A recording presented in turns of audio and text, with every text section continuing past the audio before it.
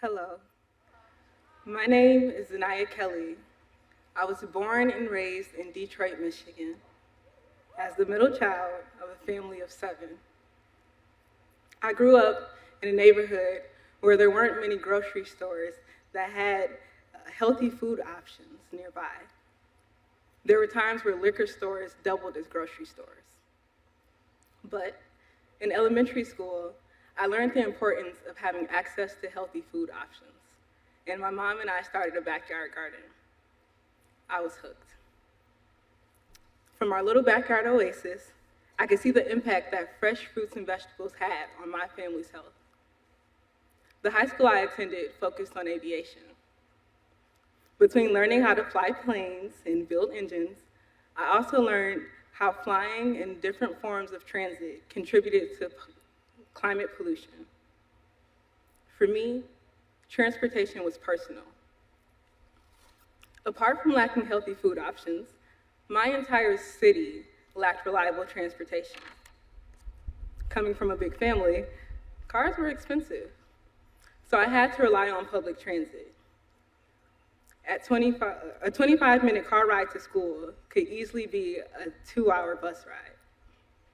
One winter in 10th grade, I got second-degree frostbite on all of my toes because I had to walk for miles in the snow when the bus didn't show up.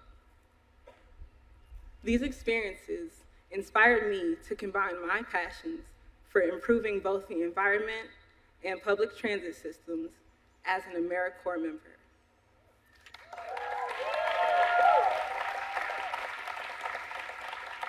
After graduating from Michigan State University last May, I now proudly serve in the Michigan Healthy Climate Corps. I serve at Transportation Riders United. TRUE is a nonprofit organization dedicated to reducing pollution by improving Detroit's and the surrounding region's public transit system. Thanks to President Biden, I'm so excited to be a part of the inaugural cohort of the American Climate Corps.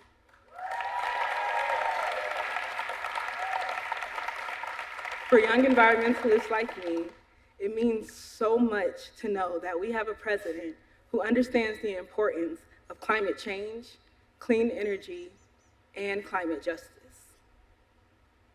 Ladies and gentlemen, I'm now honored to introduce to you the President of the United States, Joe Biden.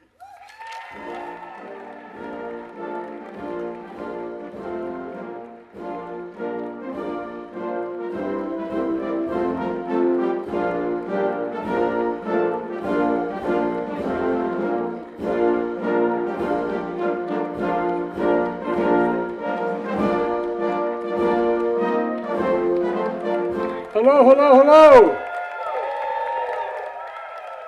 Thank you, Zanaya, for sharing your story that embodies the spirit of Earth Day. On this day, 54 years ago, with literally toxic rivers burning, air filled with pollution, millions of Americans from every age and background rallied together to stand for our environment and for future generations. I got to know Senator Gaylord Nelson, from Wisconsin when I got to the Senate. And he organized the first Earth Day. I later introduced the first climate bill in the United States Senate, and all these years later, as president, I was able to sign into law the Inflation Reduction Act, the most significant investment ever anywhere in the history of the world, and we're just getting started. Earth Day pushed the country forward, leading to Environmental Protection Agency, and we're fortunate enough to have with us EPA Administrator Michael Regan here. Where are you, Michael? Stand up, get up, get up. I stole him from Carolina. We're not letting him go back. And we're joined by our great Secretary of Interior, Deb Haaland. Deb, stand up. First Native American ever to serve in a cabinet. And AmeriCorps CEO, Michael Smith. Michael, where are you? There you go. Joined by members of the Congress, including Ed Markey of Massachusetts, who, by the way, thought this was an important idea a long time ago and talked about dealing with the Climate Corps. One needed one. Ed, we owe you a lot, pal. We owe you a lot. And Senator Bernie Sanders of Vermont, who understands what beautiful territory looks like up in Vermont and has done everything in his power to protect it. Bernie, you're the best. And Representative Ocasio-Cortez of New York, you know, I learned a long time ago, listen to that lady. Listen to that lady. We're going to talk more about another part of the world, too, real quickly. Look, joined by all of you advocates and community leaders, this is a good day. It's fitting to be here in Prince William Forest Park. On March 31, 1933, during the Great Depression, President Franklin Delano Roosevelt created the Climate Conservation Corps, which is talked about a little bit, to put Americans to work to conserve our country's natural resources. Thousands of young Americans from the Civilian Conservation Corps built this park, providing jobs, recreation, hope, and healing at the time. We know today we face another kind of existential threat. It requires equally bold and clear action. As president, I've seen the devastating toll of climate firsthand. Since I've been president, I've flown over all the major fires and the thousands upon thousands of acres that have burned flat by wildfires, more acres than the entire state of Maryland combined. I met with families whose homes are wiped off the map by devastating hurricanes, floods, and storms. Last year was Earth Day's hottest day on record. And over the last 2 years, natural disasters and extreme weather in America have caused $270 billion in damages. And the impacts we're seeing, decades in the making, because of inaction, are only going to get worse, more frequent, ferocious, and costly. But since Kamala and I took office, we've been acting, and today I'm proud to announce 2 major steps forward. The first, energy costs are among the biggest costs for families to budget, particularly poor and middle-income families. In fact, low-income families can spend up to 30% of their paychecks on their energy bills. It's outrageous. To reduce family energy costs for folks with low and moderate incomes today, the Environmental Protection Agency will invest $7 billion from our Inflation Reduction Act in a new program called Solar for All. We'll award grants, 60 grants across the country to states, territories, tribal governments, municipalities, nonprofits to develop programs that enable low-income and disadvantaged communities to benefit from residential solar power. And it's a big deal. This new Solar for All program means that 900,000 households, 900,000, will have solar on the rooftops for the first time and soon. Millions of families will save over $400 a year in utility bills, and that's $350 million nationwide. My dad said it matters what's there at the end of the paycheck, but the month is out. Do you have anything left? It means we'll cut more than 5 million metric tons of carbon pollution annually. And folks, Solar for All will give us more breathing room and cleaner breathing room. It's going to also create 200,000 good-paying and union jobs over the 5 years in communities that need it most, fence-line communities. You know, as I always say, I think about climate. When I think about it, I think not only about health and safety, but I think about jobs. And that brings me to my second announcement. Last fall, I talked about a historic new program that my administration was launching with the help of my colleagues on my right here, called the American Climate Corps. As I said, and I'm not being solicitous, Ed Markey talked about that long before. It's patterned after the Civilian Conservation Corps and the Peace Corps and America Corps. Like them, it brings out the best in young people to do what's best for America. And will put tens of thousands of young people to work at the forefront of our climate resilience and energy future, clean energy future. Today, I'm proud to announce that Americans across the country can now apply to become the first members of the American Climate Corps. We're recruiting for over 2,000 positions in 36 states to start with, in Washington, D.C., Puerto Rico, with many on the way. Just go to Climate Corps, as mentioned already, climatecorps.gov to apply. You'll get paid to fight climate change, learning how to install those solar panels, fight wildfires, rebuild wetlands, weatherize homes, and so much more that's going to protect the environment and build a clean energy economy. To ensure a pathway to good union jobs and careers, you'll have access to free apprenticeship training through a new partnership we're announcing today with the North American Building Trade Unions.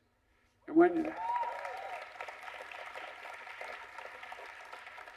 as you may remember, when I announced in 2020, I initially didn't announce my climate position until I talked to the unions, because unions were all, they thought climate cost them jobs. Well, guess what? IBEW stepped up, and they all stepped up, and now our strongest support comes from unions.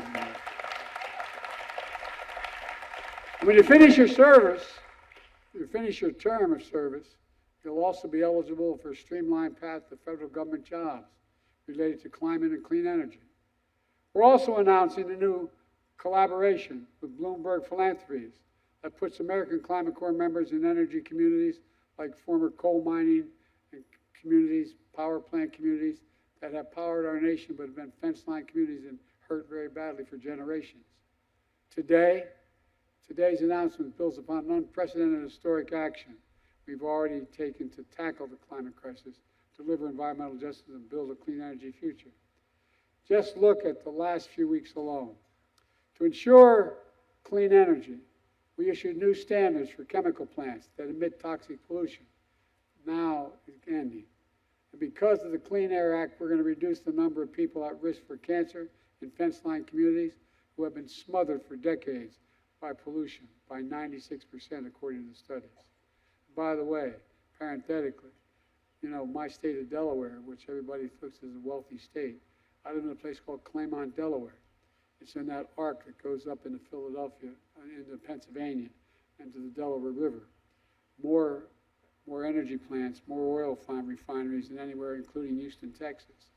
And I lived in just literally, the school I went to was literally a quarter mile from that border. And the prevailing winds were southeast, where we lived. So there was never any incentive for the Pennsylvanians to move to do something, but it affected Delaware. And we had the highest cancer rate in the 1970s of any nation, any state in the nation. And guess what? A lot of us, from me included, ended up with bronchial asthma and many other diseases. Fence line communities are the ones we have to help first because they've been taking the brunt of all this. To ensure clean drinking water, we issued the first ever national drinking water standard that will protect people from exposure to harmful substances known as forever chemicals. And after 30 years of inadequate protections, we finally are going to put a ban on asbestos, which we know causes cancer.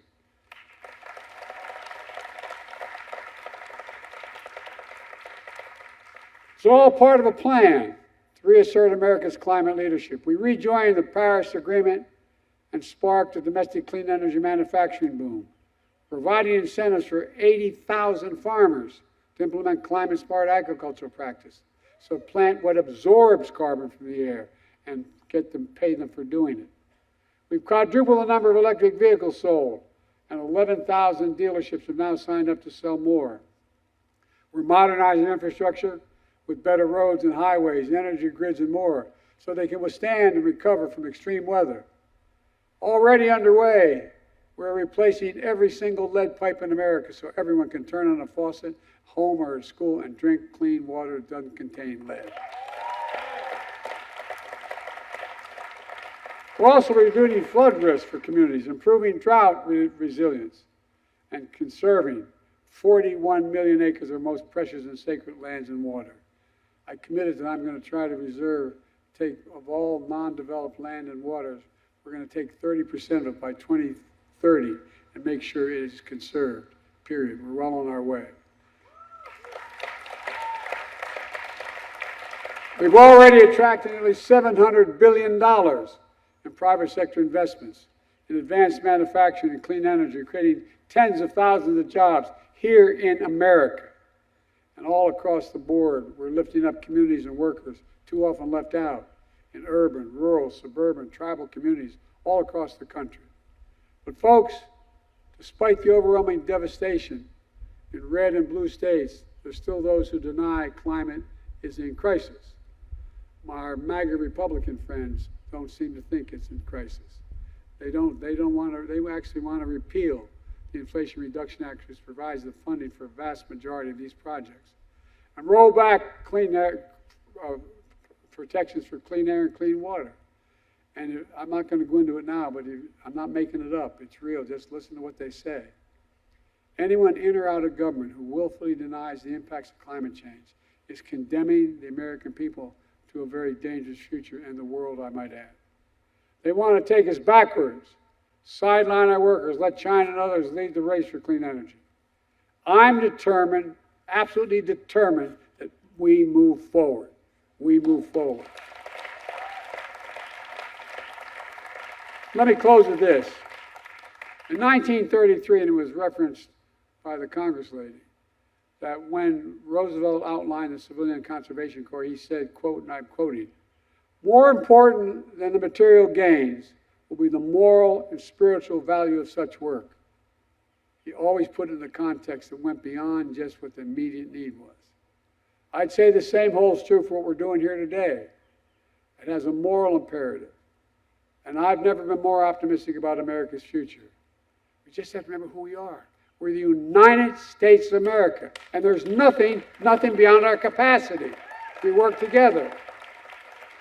And so happy Earth Day, folks. And God bless you all, and may God protect our troops. We're going to get this done, I promise you, come hell or high water. Thank you, thank you, thank you. Come on.